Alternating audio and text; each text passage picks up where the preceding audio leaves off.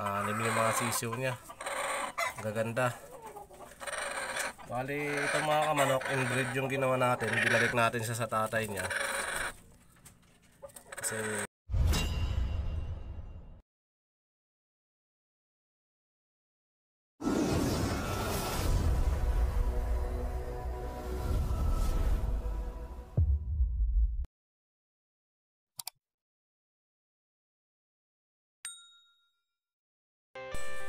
ayan, good morning mga kamanok.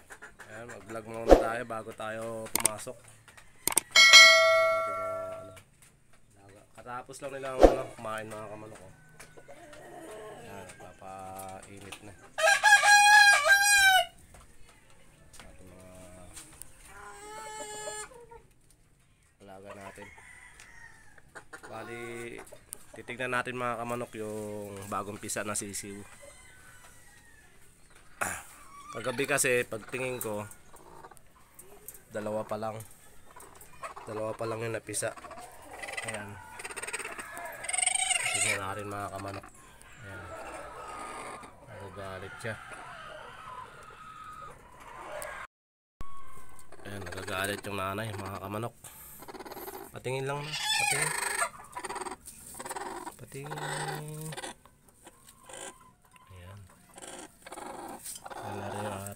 Anak mo. Bali 6 lang to mga kamanok nung kinandling ko. 6 lang yung may sisiw. Yung dalawa tanggalin na natin to. Yung dalawa tinanggal ko na kasi wala naman siyang sinilya.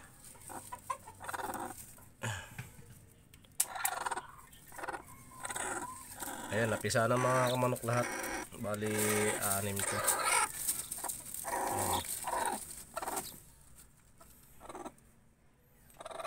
Lilipat natin ito mga kamanok sa brooder.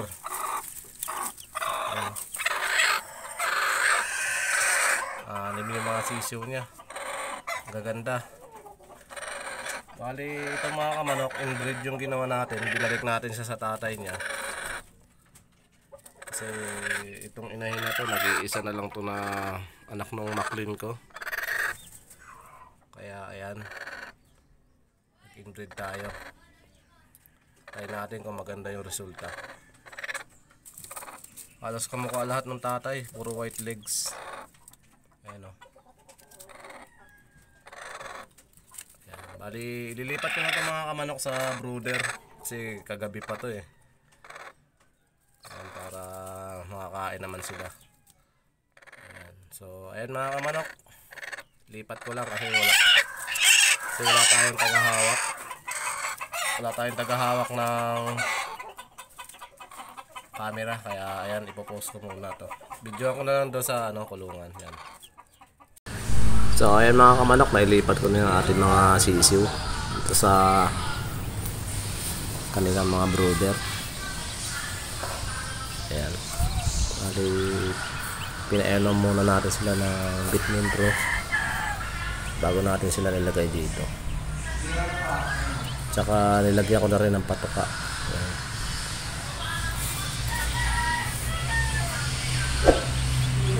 Bali, ihiwalay ko ng mga kamanok yung nanay niya para mas safe sila kasi pagkasama yung inahin, ayan, kinakalay kayo yung mga dito, pati sila natatamahan. Kaya ayan, hiniwalay ko. So ayan mga kamanok, hanggang dito na ang ating video. Ayan, maraming salamat sa mga solid kamanok natin.